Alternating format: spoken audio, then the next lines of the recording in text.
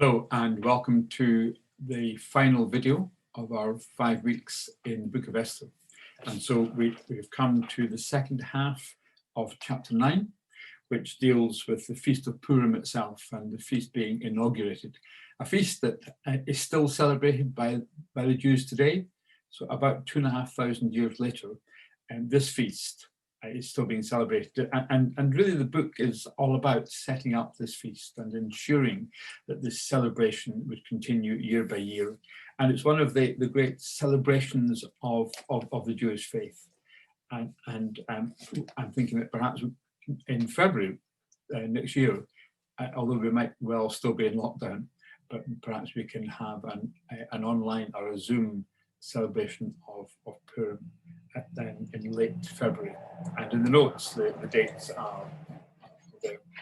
So what we have is a feast that remembers the past, but remembers from the past the faithfulness of God. So it doesn't emphasize, it doesn't focus on the difficult times of the exile and how harshly the people of God were treated. It focuses on God and his faithfulness and how he saved them from all sorts of things, from annihilation. And it's part of that process of thinking about the past in the present and how does that set us up for how we live for the future. We can look at the past and be dragged down by it, by the dreadful things that have happened to us and what a harsh life we've had. And that's understandable in all sorts of ways. Or we can try and look at the past and look at the blessings, look at the way that God has been with us throughout the past, and we think of that in the future, and that sets us up for how we move forward in living for God and serving God.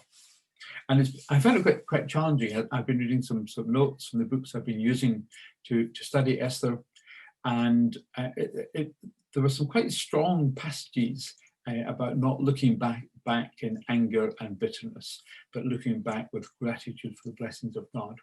And as I read that and thought about my own life, I became aware that there was a time in my life, and probably some decades ago, but early on in my ministry, as a minister and I guess as an army chaplain, that when people asked why I was a Christian, or asked, why did you become a minister? That's why did you become an army chaplain? Because that was a different bit of the story. But why did you become a clergyman? Why did you choose that as a career path?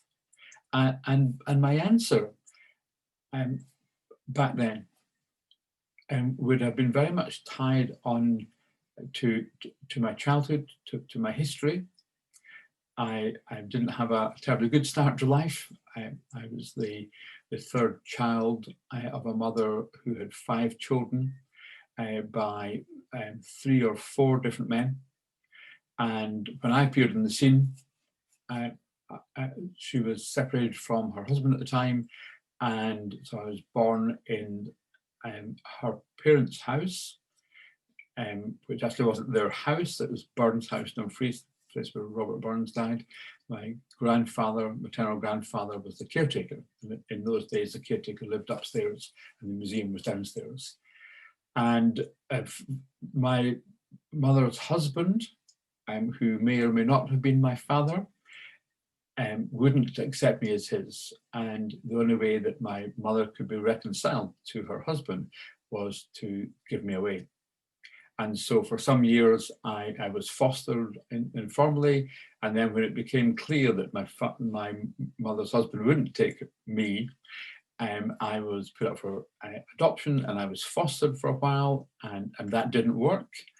And then I was put into Colliers Homes Orphanage. And it was from there that the Blakey family adopted me. And I was adopted into a Christian family. So I was put into a Christian orphanage, quite a sort of wonderfully Christian orphanage in many ways. That we went to church twice on a Sunday and once midweek, and there was lots of singing of schism choruses and so on. Some of you will know the chaplain at the time. It was Bill Jones, who became afterwards became the minister of St Andrew's Church in Killymuir. And through it being a Christian home, and Bill Jones being the chaplain, the Blakeys, who were related to the Joneses, were looking to adopt. They thought they couldn't have children of their own, and they adopted me as an 8-year-old. And so I was adopted into a Christian home and brought up from the age of 8 in a sort of scripture union background. My mother's uncle had played a leading role in setting up SU camps, which were then called inter-school camps, but then became scripture union camps. And I came to faith at an SU camp at school near North Berwick, and felt the call of God on my life from fairly early on. And I would have always explained that by saying, well, I feel God saved me. He saved me from many things.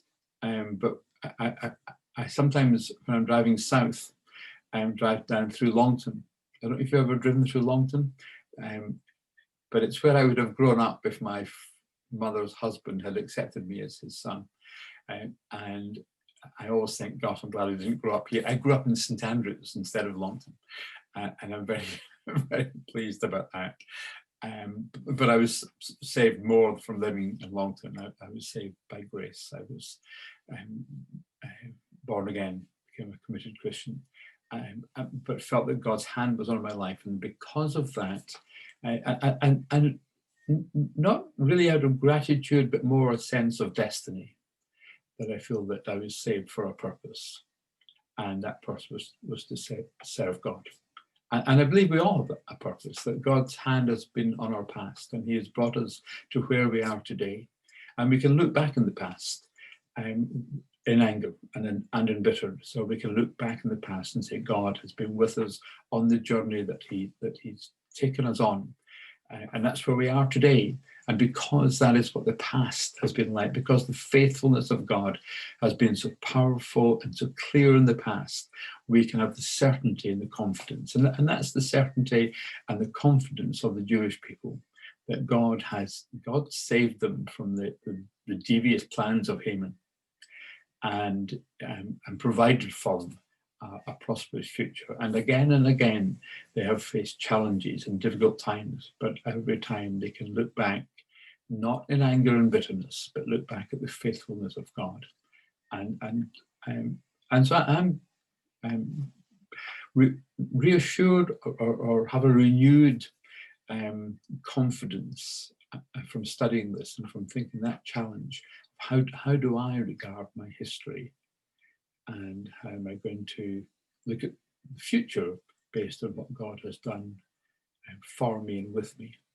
And my hope and prayer is that all of us, as we have worked through this amazing story of the Book of Esther, will have that increased confidence and assurance as we seek to move ahead.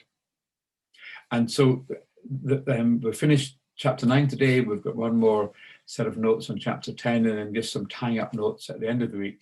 And then we'll meet on Monday night next week for our final kinship. And I'd just like to thank you for being on this journey with us. And I hope it's been a blessing to you as much as I found it a blessing as well. So I hope you have a good week. Every blessing.